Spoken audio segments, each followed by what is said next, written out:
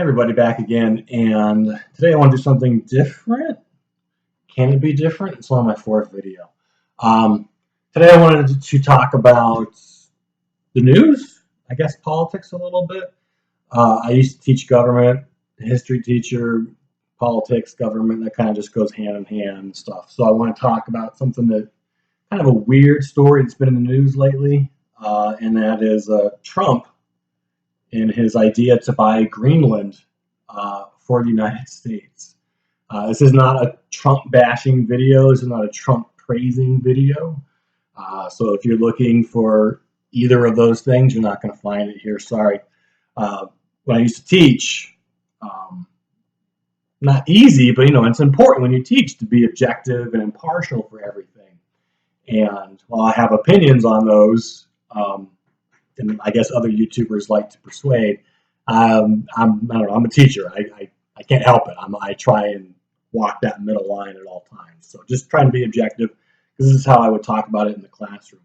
But it's interesting that Trump is talking about doing this. I first heard about this probably earlier in the week. It's kind of old news now, maybe. But I think I saw it on Facebook or Twitter in passing, and just thought it was like a joke, like, oh, look at what Trump is doing now. Didn't take it seriously, or maybe he misspoke and the news went crazy with it and was trying to blow this up into something bigger than it was.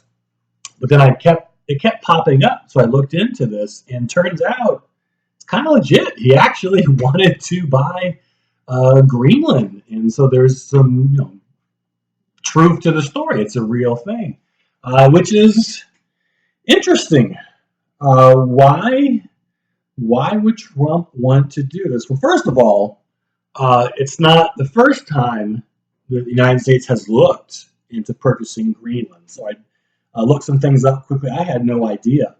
But I guess Truman in the 50s or late 40s, after World War II, actually looked into purchasing Greenland, made an offer, $100 million in gold. $100 million in gold to buy Greenland. Denmark declined, so that never happened. I think after the Civil War or during it, Andrew Johnson, it was on Wikipedia quickly, looked into the possibility of also buying the territory or buying the island at that time, which would kind of make sense. The country was still expanding, manifest destiny, even though the Civil War is brewing. That was still a thing at the time. So it would make sense to gobble up as much territory as we could. So that kind of makes sense at that time. And I also think I couldn't find it again, maybe Reagan flirted with the idea in the 80s. So it's not a new idea that Trump is bringing up. Actually, he's just kind of picking up where other presidents have left off. Is it going to happen? Doesn't look like it right now. Denmark probably was taken off guard and is like, thanks, but no thanks. So they declined the offer. But it's interesting, I think, that Trump is going in this direction. Why would he want to do this? What's in Greenland? Not a lot. Remember the Vikings, when they discovered it, tried to trick people? So they named Greenland to make it seem nice and inviting and lush, when really it was just rocky and icy and lots of snow. Well, Iceland was the opposite, and it's a little bit more habitable over there. There's a small, there's a population that lives in Greenland. It's not a lot. Any minerals or resources that would be there, I'm not familiar. It's the largest island in the world, so it's got to have some things. Why Greenland and why now? Obviously, it's a military thing, I would think, right? It's a way to establish more of an American presence in the North Atlantic. Obviously, the U.S. has been kind of pulling back from NATO, or not pulling back, but just things are changing. The status quo isn't what it was. And so this could be a play looking forward. So even if we don't rely heavily on Europe anymore, or they don't rely heavily on us, having Greenland would give us more of a presence in the North Atlantic and with European affairs. It could be seen maybe as a check on any Russian expansion that's been going on. Greenland is obviously up there by the North Pole, and so that's where there's a lot of Russian presence up there because they're not far away from it either. So it gets us a little bit closer to Russia, puts Russia a little bit closer to us, but it would be a good place to have bases. I'm surprised we don't have any there right now on loan from Denmark or something, but it would be a strategic play to just kind of, like I said, if Europe isn't a big deal to us, we'd be a lot closer to it if we had Greenland. Also, this could be seen maybe as like a check on other countries in their expansionary efforts. China and Russia in particular have been a little, let's say, aggressive when it comes to expanding their spheres of influence and economic growth when it comes to other countries. China is really big in Africa right now, making connections and partnerships, building up their infrastructure, getting access to those resources. Russia, Putin, of course, is always looking to expand when it comes to Eastern Europe and other places there. And so the United States really, we got our military alliances. We've had those for a long time, but as those maybe start to fade, this could be a way to counterbalance or counteract that decline. Legacy, this would, if Trump could pull it off, I don't think he's going to, but it would be kind of a feather in his cap, I guess. We'd always look back and, it's a big chunk of territory, and it would have been, gotten under his watch. Trump likes to make deals. This would be a huge piece of real estate, biggest real estate deal he's ever done. So it kind of, I guess, fits his MO. And looking back, that's something that he could always claim that he could do. I think he even tweeted a picture of like a Trump hotel on the shores of Greenland, saying he wouldn't do this, but obviously real estate guy, that's where his mind's at. Interesting though, because even the United States just saying this puts us in a weird position. The United States used to be very aggressive when it came to gobbling up territories. If you know your history, right? Spanish-American War, Philippines, Cuba, Guam, Puerto Rico, we got territory from there. Alaska, Hawaii.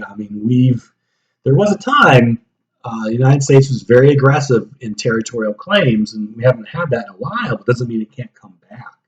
So I just wonder if we start looking at other places like Greenland, does that mean other countries don't follow suit? I always think of Batman Begins. What? At the end, if you remember, Commissioner Gordon meets with Batman, hands him that Joker card and says, you've inspired people, or there's escalation now. You put on a mask. Other people are following suit and ramping up their criminal efforts, kind of copycatting Batman. I wonder if we don't start seeing maybe other powers soon doing the same things. And maybe like, oh, well, if this is in fashion now, and if we want to be a power, maybe we should start looking at buying up some other pieces of real estate if we can. So it'd be interesting to see maybe if we don't see China, they got lots of money, no doubt, trying to maybe buy some territory, which would be weird. China's not really in the past been interested in expanding outside of Asia or outside of China, but I wouldn't put it past them to buy an island here or there. Russia definitely, maybe, might want to go buy some more land. So we'll see if other countries follow suit. I'm not saying it's going to happen, but if the United States is looking into it, countries are going to take notice, and so we'll see what happens.